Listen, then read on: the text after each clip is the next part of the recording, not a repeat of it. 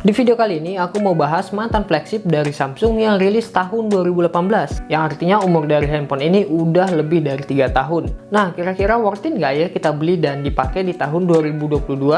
Hai guys, ketemu lagi sama aku Yusri Adiputra di YouTube channel iGadget. Nah, di video kali ini aku mau mereview Samsung Galaxy S9. Ini dia.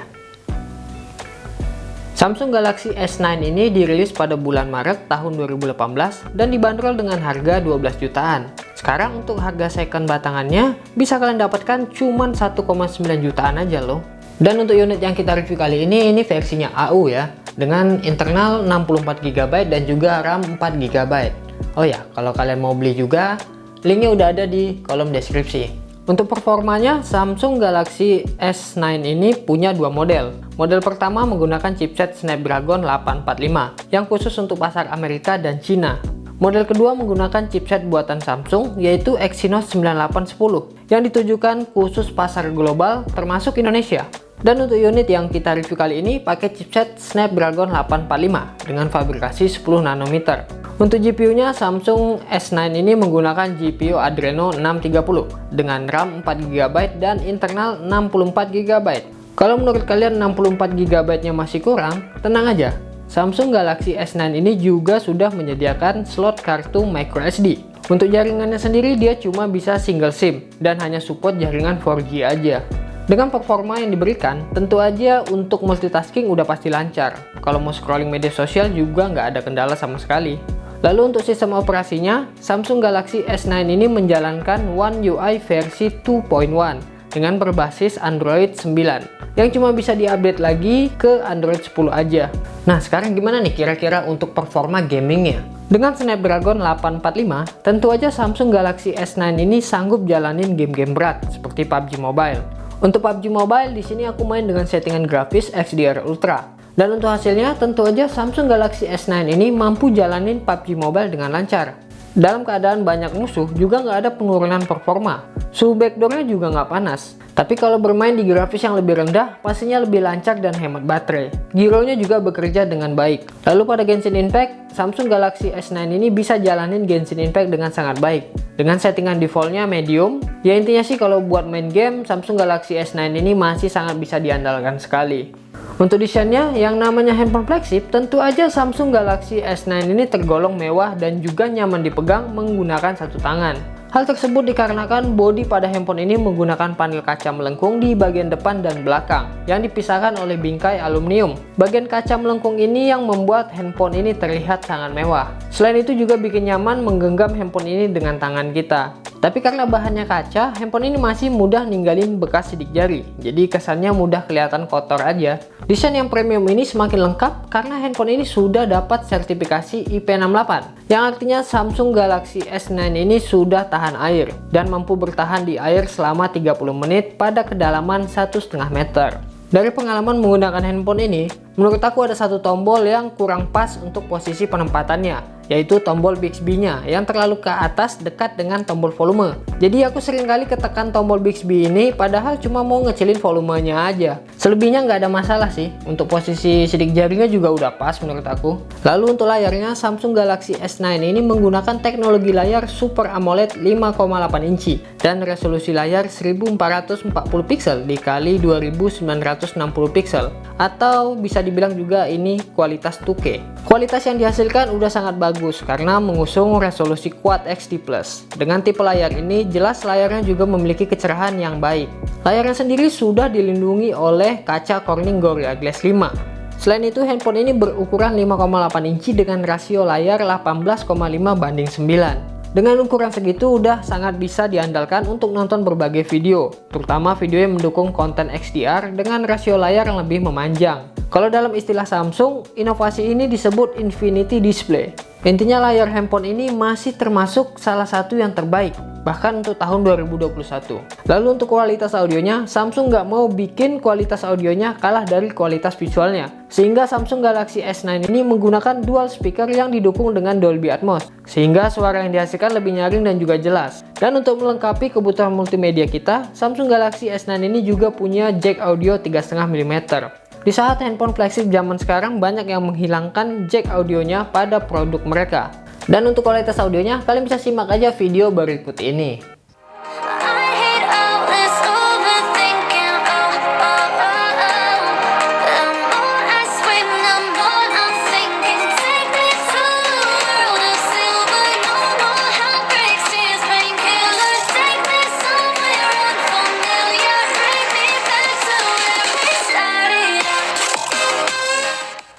Lalu untuk kapasitas baterainya, Samsung Galaxy S9 ini memiliki kapasitas sebesar 3000 mAh. Kapasitas segitu untuk dibawa di tahun 2022 akan terasa biasa aja, tapi nggak terlalu bagus dan juga nggak terlalu jelek sih. Berdasarkan pemakaian aku pribadi, SOT ketahanan handphone ini bisa lebih dari 8 jam. Waktu tersebut tergolong biasa aja, malah setara dengan handphone mid-range tahun 2021. Sementara untuk ketahanan bermain game juga cukup bagus, bisa main lebih dari 4 jam tanpa harus ngecas. Untuk pengisiannya, handphone ini mendukung fast charging, tapi kemampuan fast charging handphone ini nggak terlalu cepat. Handphone ini mampu mengisi daya dari 0 hingga 38% dalam waktu setengah jam. Untuk sampai penuh, waktu yang dibutuhkan adalah 1 jam 40 menit. Intinya menurut aku dari segi baterai, handphone ini standar aja, baik dari segi kapasitasnya, ketahanan, maupun waktu pengecasannya. Berada di kualitas biasa aja, nggak terlalu bagus dan nggak buruk juga. Dan gak ketinggalan, Samsung Galaxy S9 ini juga punya key wireless charging, sehingga kita bisa ngecas menggunakan wireless atau tanpa kabel. Dan fitur lainnya dia juga udah dilengkapi dengan NFC.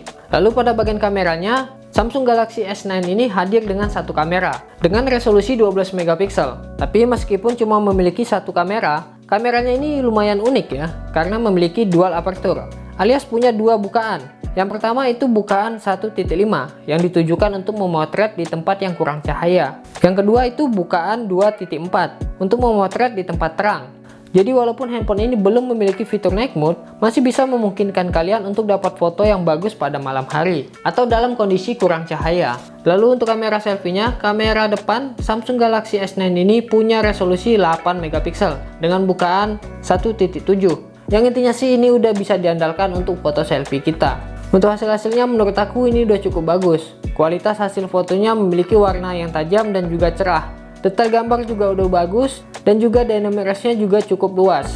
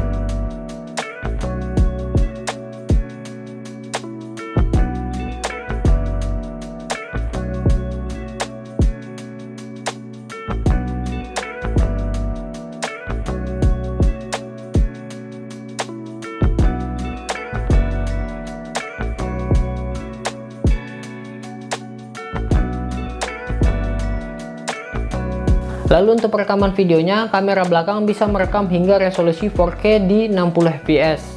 Dan kamera depan juga bisa merekam hingga resolusi 4K, tapi hanya di 30 fps aja. Dan untuk stabilisasinya hanya aktif di resolusi Full HD aja. Dan untuk kualitas videonya, kalian bisa simak aja video berikut ini. Oke, ini adalah salah satu contoh perekaman kamera belakang dari Samsung Galaxy S9, dimana dia bisa ngerekam hingga resolusi 4K di 60 fps.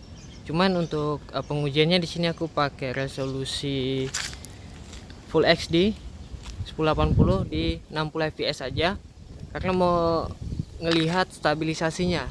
Kira-kira bagus nggak sih stabilisasinya ini? Kalau menurut aku sih biasa aja ya, tapi udah cukup sih ini. Untuk dynamic range-nya juga cukup baik ya ini. Oke, ini kayak gini lah kurang lebih kamera belakangnya. Untuk audionya kalian bisa dengerin sendiri. Oke, sebenarnya bisa sampai 4K, cuman stabilisasinya nggak aktif. Dia cuman aktif di 1080 60 fps aja. Oke, lanjut ke kamera depan ya. Dan ini adalah salah satu contoh perekaman kamera depan dari Samsung Galaxy S9. Dia juga bisa ngerekam hingga resolusi 4K tapi cuman 30 fps saja. Nah, kita pengujiannya make Full HD aja 60 fps untuk ngetes stabilisasinya, karena kalau pakai 4K dia nggak bisa aktif stabilisasinya. Nah, kurang lebih hasilnya seperti ini. Kalau goyang sih ya goyang ya, kurang stabil lah. Tapi kalau untuk ngevlog atau bikin TikTok ini udah cukup sih. Oke, kira-kira gimana nih untuk audionya, stabilisasinya, dan dynamicsnya agak kurang ya. Oke, kurang lebih kayak gitu. Tapi ini menurut aku udah cukup bagus lah untuk